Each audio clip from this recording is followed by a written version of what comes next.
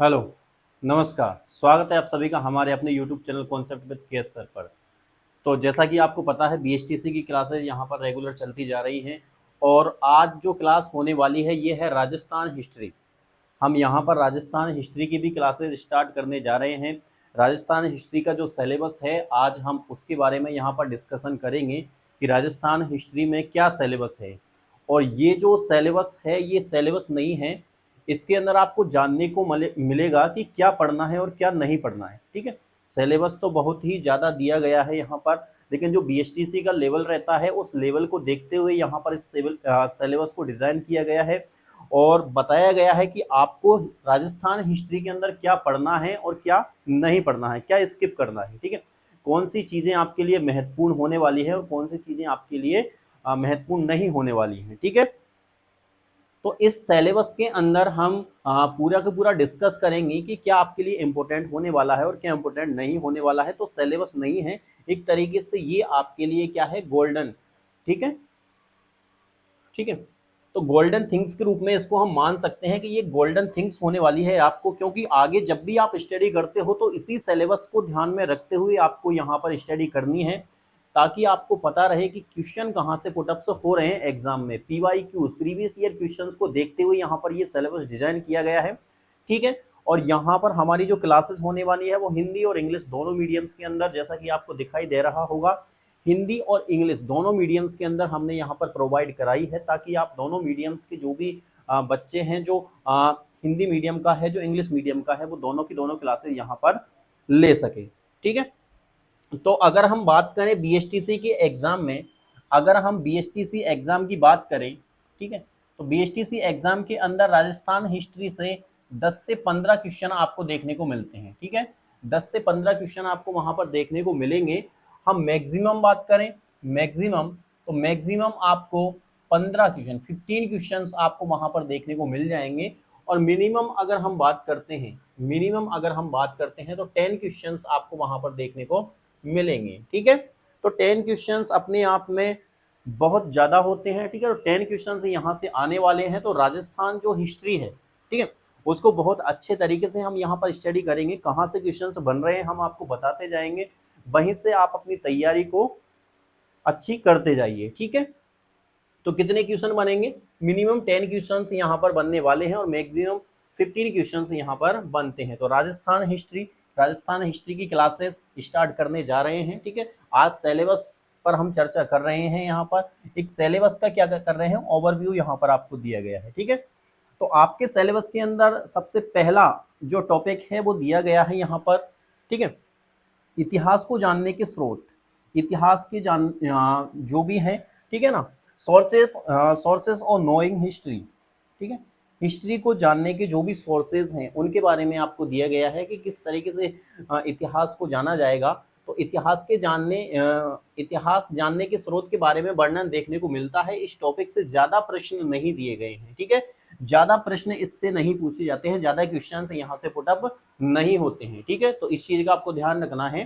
ठीक है, sources of knowing history, description about the sources of knowing history is found more in this topic, questions are not given। ठीक है, तो ज्यादा question यहाँ से नहीं बनते हैं, इस चीज का आपको ध्यान रखना है। इसीलिए ज्यादा आपको यहाँ पर फोकस नहीं करना है। ऐसा नहीं है कि फोकस नहीं करना है, करना तो है, लेकिन हम इसको ज्यादा डिटेल के अंदर नहीं पढ़ेंगे। ठीक है, नेक्स्ट है राजस्थान की प्राचीन सभ्यता। ठीक है, राजस्थान की प्राचीन सभ्यता, ancient civilisation of Rajasthan, ancient civilisation of Rajasthan. ठीक है, तो प्राचीन सभ्यता से अगर हम बात करें कि राजस्थान की समस्त पुरानी सभ्यता, जैसे कि मोहनजोदड़ो, आहड़, जिसको आहड़ भी बोलते हैं, आयड़ भी बोलते हैं, ठीक है, गणेशवर सभ्यता, ठीक है, के बारे में आपको जानकारी होना अति आवश्यक है। ठीक है, ज्यादातर क्वेश्चंस देखने को जो मिले हैं वो मोहनजोदड़ो है, आहड़ है और गणेशवर सभ्यता। ठीक है, गिलुंड सभ्यता वगैरह के बारे में भी हम यहाँ पर चर्चा करेंगे। ठीक है, लेकिन इंपोर्टेंट ये 3 यहाँ पर सभ्यताएं रहने वाली है। ठीक है, तो it is very important to know about all the ancient civilisation of Rajasthan like Mohenjodaro, Ayad, Ganeshwar civilisation. ठीक है, तो इसके बारे में हमको पता होना चाहिए। जब हम सभ्यताओं का टॉपिक पढ़ेंगे तो इन सभ्यताओं को आपको बहुत अच्छे से पढ़ना है। ठीक, चलिए नेक्स्ट की अगर हम बात करते हैं, नेक्स्ट की अगर हम बात करते हैं, देखिए नेक्स्ट आपके सिलेबस के अंदर नेक्स्ट डिजाइन किया गया है गुर्जर प्रतिहार वंश। ठीक है, गुर्जर प्रतिहार वंश दिया गया है। गुर्जर वंश के इतिहास से जुड़े कुछ महत्वपूर्ण प्रश्न, जैसे कि गुर्जर प्रतिहार वंश का आखिरी राजा, ठीक है, इसका जो भी आखिरी राजा होगा, ठीक है, इसका जो आखिरी राजा है, ठीक है, ये आखिरी राजा गुर्जर प्रतिहार वंश की स्थापना कब हुई, ठीक है, इसको स्टेबलाइजेशन कब हुआ इसका, ठीक है, स्टेबलाइजेशन क्या हुआ, कब हुआ, ठीक है। गुर्जर प्रतिहार वंश का महान और प्रख्यात महाराजा के बारे में जानकारी पूछी जाती है, ठीक है। तो ये चीजें आपको ध्यान रखनी है, जब गुर्जर प्रतिहार वंश को हम पढ़ेंगे तो इसका आखिरी राजा क्या था, कौन सा था, ठीक है, जो एंडेस्ट किंग था वो कौन था, ठीक है, इसका स्टेबलाइजेशन कब हुई, स्थापना कब हुई भाई इसकी, ठीक है, इसका महान ग्रेट किंग कौन था, इसका ग्रेट राजा कौन था वहाँ, हाँ, ठीक है, प्रसिद्ध महाराजा कौन था, इसके बारे में यहाँ पर जानकारी पूछी जाएगी गुर्जर प्रतिहार वंश के अंदर, ठीक है। नेक्स्ट है मेवाड़ का इतिहास। मेवाड़ के इतिहास की अगर हम बात करें, ठीक है, मेवाड़ के इतिहास की बात करें तो सर्वाधिक प्रश्न मेवाड़ के इतिहास से पूछे जाते हैं, वेरी वेरी इंपॉर्टेंट है ये, ठीक। मेवाड़ का इतिहास बहुत ज्यादा इंपॉर्टेंट होने वाला है आपके लिए, ठीक है, मेवाड़ के इतिहास से आपको 100% यहाँ से क्वेश्चन देखने को मिलेगा, तो मेवाड़ के इतिहास को आप कभी भी स्किप ना करें, ठीक है। तो सर्वाधिक प्रश्न मेवाड़ रियासत से देखने को मिलते हैं। मेवाड़ रियासत में वीर श्रोमणी महाराणा प्रताप, ठीक है, महाराणा प्रताप से तो आपको एक क्वेश्चन देखने को ही मिलेगा, क्योंकि हम राजस्थान का एग्जाम देने जा रहे हैं और राजस्थान में महान वीरों के बारे में अगर बात की जाए तो महाराणा वीर श्रोमणी महाराणा प्रताप, तो यहाँ से आपको क्वेश्चन देखने को मिलेगा।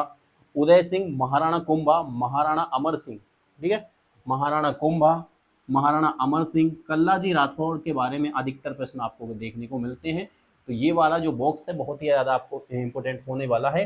तो ये गुर्जर प्रतिहार डायनेस्टी, ठीक है, गुर्जर प्रतिहार डायनेस्टी से आपको some important question related to the history of Gurjar dynasty are asked like the last king, इसका लास्ट का राजा कौन था, और Gurjara Pratihara dynasty, when was Gurjara Pratihara dynasty stabilise, कब इसको स्थापना हुई, information about the great and famous maharaja of Gurjara Pratihara dynasty, ठीक है। नेक्स्ट हिस्ट्री ऑफ मेवाड़, तो मेवाड़ के अंदर, ठीक है, जो इंग्लिश मीडियम वाले हैं इंग्लिश यहाँ पर लिखी हुई है, ठीक है, कुछ टर्म्स हैं वो हम यहाँ पर इनको क्या है ट्रांसलेट कर देंगे, ठीक, और यहाँ पर पूरी की पूरी इंग्लिश आपके लिए लिखी गई है, तो इंग्लिश आप पढ़ सकते हो, कोई इसमें आपत्ति वाली बात नहीं है, ठीक है। अब जब हम सिलेबस पढ़ेंगे, पूरे के पूरे टॉपिक्स को पढ़ेंगे, तो पूरा की पूरी हम इंग्लिश के अंदर भी हम उसको क्या करते जाएंगे, बोलते हुए जाएंगे, ताकि आपकी अंडरस्टैंडिंग अच्छी सी होती जाए। अभी हम बस सिलेबस पर डिस्कशन कर रहे हैं, इसलिए मैं यहाँ पर इंग्लिश को कम बोल रहा हूँ, ठीक है, क्योंकि इंग्लिश यहाँ लिखी हुई है, ठीक है। नेक्स्ट मेवाड़ मारवाड़ संबंध, ठीक है, मेवाड़ और मारवाड़ का जो भी संबंध है वहां से भी क्वेश्चन बनते हैं, और मेवाड़ और मारवाड़ के संबंध के बारे में जानकारी होनी चाहिए। जब मेवाड़ और मारवाड़ को पढ़ोगे आप, तो मेवाड़ और मारवाड़ के अंदर क्या संबंध थे उनके राजाओं के अंदर, ठीक है, तो वहां से क्वेश्चन बनने के चांसेस रहते हैं, ठीक है। नेक्स्ट राठौर वंश और मारवाड़ वंश, ठीक है, मारवाड़ का राठौर वंश, जिसके बारे में काफी बार मेवाड़ से जोड़कर प्रश्न पूछ लिए जाते हैं, इसलिए अभ्यर्थी इस टॉपिक को अन्यथा में ना लेवे, ठीक है। तो इसका आपको ध्यान रखना है कि मारवाड़ का जो राठौड़ वंश है, ठीक है, उसको मेवाड़ से जोड़ दिया जाता है कभी कभी, और उससे क्वेश्चन पूछ लिए जाते हैं, तो इन चीजों को आपको स्किप नहीं करना है, ठीक है। तो ये एक गोल्डन आपके पास अपॉर्चुनिटी है कि सिलेबस को किस तरीके से अपने को पढ़ना है, ठीक है, सिलेबस तो डिजाइन कर दिया गया है, लेकिन किस तरीके से पढ़ना है उसके बारे में हम यहाँ पर डिस्कस कर रहे हैं, ठीक है। नेक्स्ट है कछवा वंश। नेक्स्ट कौन सा है, कछवा वंश। कछवा वंश से भी परीक्षा में प्रश्न देखने को मिलते हैं, एक या दो प्रश्न आपको कछवा वंश से देखने को मिल सकते हैं, ठीक है, इसको भी हम पढ़ेंगे। नेक्स्ट है बीकानेर के वंशज, बीकानेर की स्थापना और राव बीका के बारे में अधिकतर प्रश्न पूछे जाते हैं। भाई जो बीकानेर है आपका, ठीक है, जो बीकानेर है आपका, most of the questions are asked about the establishment of Bikaner, Bikaner की स्थापना कब हुई, एंड राव बीका, ठीक है, राव बीका जिसने बीकानेर की स्थापना की। Questions related to the naming of Bikaner are seen in BHTC exam, तो एग्जाम के अंदर आपको इससे भी क्वेश्चंस देखने को मिलेंगे। भाई बीकानेर से क्या पढ़ना है आपको, राव बीका के बारे में, और इसकी स्थापना कहाँ कब हुई, ठीक है, तो इससे संबंधित प्रश्न आपको देखने को मिल सकते हैं। नेक्स्ट है किशनगढ़ का राठौड़ वंश, ठीक है, किशनगढ़ का राठौड़ वंश, राजस्थान के अन्य वंश, इस टॉपिक का जिक्र ज्यादा नहीं है बीएचटीसी ने, लेकिन विद्यार्थियों को इस टॉपिक को भी कुछ अच्छे से पढ़ना चाहिए तो हम अच्छे से ही पढ़ेंगे, ठीक है। नेक्स्ट है राजस्थान की रियासतें, ठीक है। प्रिंसली स्टेट्स ऑफ राजस्थान क्या है भाई, प्रिंसली स्टेट्स ऑफ राजस्थान है, ठीक है। और ब्रिटिश ट्रीटीज और ब्रिटिश संधियां, ठीक है। राजस्थान की रियासतें और ब्रिटिश संधियां, यहां से भी आपको क्वेश्चंस देखने को मिलेंगे, ठीक है। तो ये इंपॉर्टेंट हो जाता है आपको, princely states of Rajasthan and British, ठीक है, ट्रीटीज। नेक्स्ट देखिए, राजस्थान की समस्त रियासतों के बारे में देख लेना चाहिए आपको, पूरी की पूरी रियासतों को अच्छे से पढ़ना है, ठीक है। महत्वपूर्ण संधियां, कौन सी संधि कब हुई, ठीक है, इसको बहुत अच्छे तरीके से देख के जाना है। जैसे कि महाराणा अमर सिंह और मुगल राजा शाहजहां के बीच हुई संधि के बारे में अधिकतर प्रश्न देखने को मिलते हैं। संधियों से संबंधित प्रश्न अंग्रेजों के आने के समय पूछे जाते हैं। जैसे राजस्थान में अंग्रेजों से सर्वप्रथम संधि किस रियासत ने की और अंतिम किस रियासत ने संधि की, ठीक है, सबसे पहले किसने की। ये सारे के सारे क्वेश्चन है, ये रियासतों और ब्रिटिश संधियों से क्वेश्चन पूछ लिए जाते हैं। तो इसका भी, इस टॉपिक का आपको ध्यान रखना है, ठीक है। उसके बाद आती है राजस्थान में 1857 की क्रांति, ठीक है, रिवॉल्यूशन ऑफ 1857 इन राजस्थान, ठीक है। 1857 की क्रांति से जुड़ी समस्त महत्वपूर्ण बातों को विद्यार्थी अच्छे तरीके से पढ़ लेंगे, ठीक है। तो ये आपको 100% यहाँ से पढ़ के जाना है, ये वाला, ठीक है। 1857 की क्रांति वाला, ठीक है। इंग्लिश यहाँ पर आपको राइट डाउन की हुई है, ठीक है। चलिए नेक्स्ट हम देखते हैं,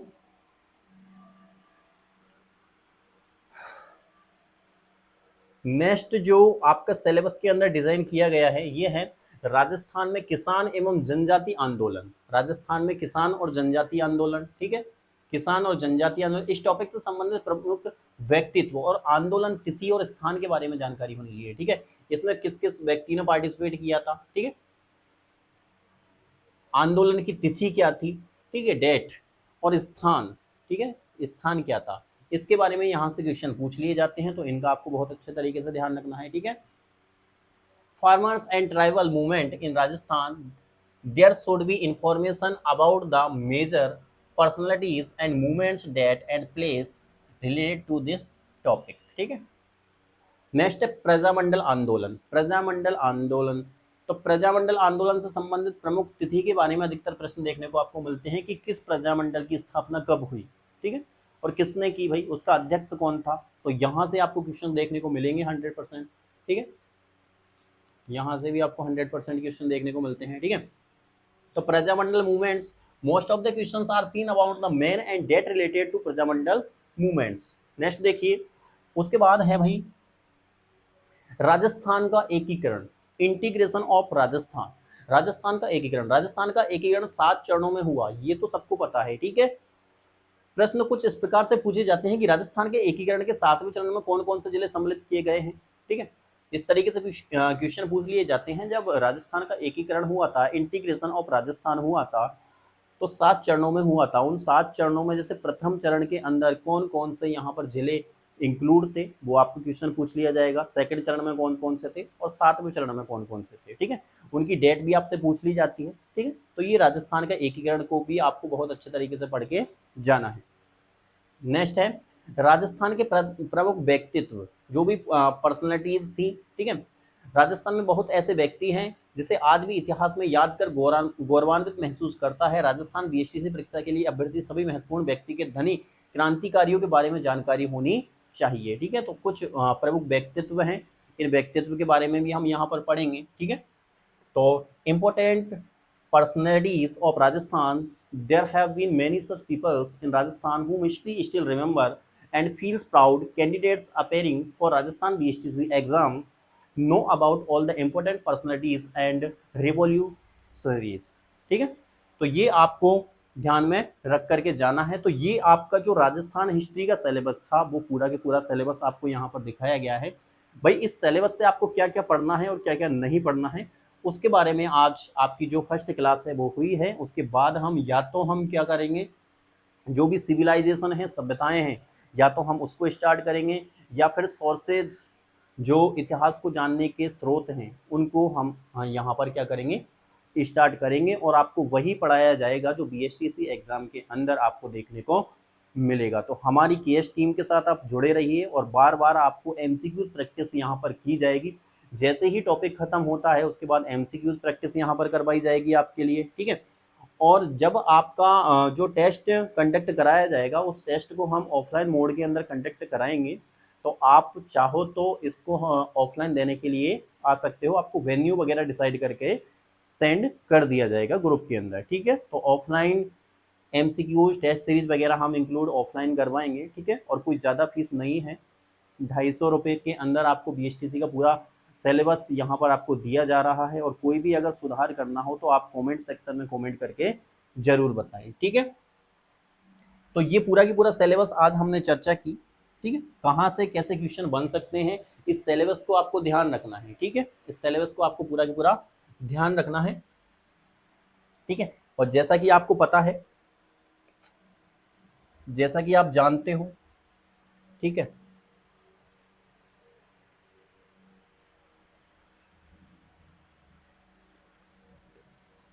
जैसा कि आप जानते हो यहाँ पर कि हमारे यहाँ पर ये जो BSTC का कोर्स है वो चल रहा है, ठीक है, 250 रुपये में, ठीक है। मंथली इसकी फीस है, ठीक है। ऑनलाइन क्लासेस यहाँ पर चल रही हैं पूरी की पूरी, ठीक है। इसके अंदर आपको सारी की सारी क्लासेस पढ़ाई जाएंगी, रिकॉर्डेड और लाइव क्लासेस मिलेंगी। अभी रिकॉर्डेड मिल रही हैं, कुछ दिनों बाद आपको लाइव क्लासेस भी प्रोवाइड करा सकते हैं। मंथली टेस्ट आपके यहाँ पर करवाए जाएंगे, ठीक है। मीडियम हिंदी और इंग्लिश हो सकता है, ठीक है। तो ये वाला जो कंसेप्ट है ये तो है 10th क्लास 11th और 12th के लिए। किस क्लास के लिए है? 10th 11th और 12th क्लास के लिए ये होने वाला है, चाहे वो PCM का हो, PCB का हो, आर्ट्स का हो, पॉलिटी का हो, किसी का भी हो, किसी भी स्ट्रीम से रिलेटेड हो, ठीक है। तो आकर के हमारा जो प्राइवेट टेलीग्राम ग्रुप है उसमें हम ज्वाइन उसको कर देंगे, ठीक है। 5 अप्रैल से ये स्टार्ट होने जा रही हैं, 5 अप्रैल से। तो आपके जो भी फ्रेंड्स हैं उनको एक बार आप बताएं जरूर, ठीक है। और BSTC का ऑनलाइन क्लासेस आपके जो रेगुलर रन कर रही है आपकी 1 अप्रैल से ये स्टार्ट हो चुका है, ठीक है। और धीरे धीरे आपकी सारी क्लासेस यहाँ पर आती जा रही हैं, इंग्लिश और हिंदी मीडियम के अंदर चल रहा है। आशा करता हूँ आपको फैकल्टी अच्छी मिल रही होगी, यहाँ पर PDF आपको मिलती रहेगी, ठीक है। और सिलेबस आपका टाइम पर करवा दिया जाएगा, ठीक है। फीस यहाँ पर कितनी रखी गई है? 1000 फीस यहाँ पर रखी गई है। वो जो 250 रुपये है वो 11th 12th और 10th की फीस है, ठीक है। वो मैंने आगे बता दी थी, थोड़ी सी मिस्टेक है, ठीक है। यहाँ पर BSTC की फीस कितनी है भाई? 1000 रुपये यहाँ पर रखी गई है। पूरा की पूरा सिलेबस आपको ऑन टाइम पर करवा के दिया जाएगा, ठीक है। और क्लासेस आपको हमारे जो प्राइवेट टेलीग्राम चैनल है वहाँ पर मिलेंगी। और आज ही हमारे अपने YouTube channel concept with KS sir को आप लाइक शेयर सब्सक्राइब करें, और हमारे कॉन्टैक्ट नंबर ये रहे, आप इन पर कॉन्टैक्ट भी कर सकते हो, ठीक है। तो मिलते हैं नेक्स्ट क्लास के अंदर राजस्थान हिस्ट्री में, तब तक के लिए जय हिंद।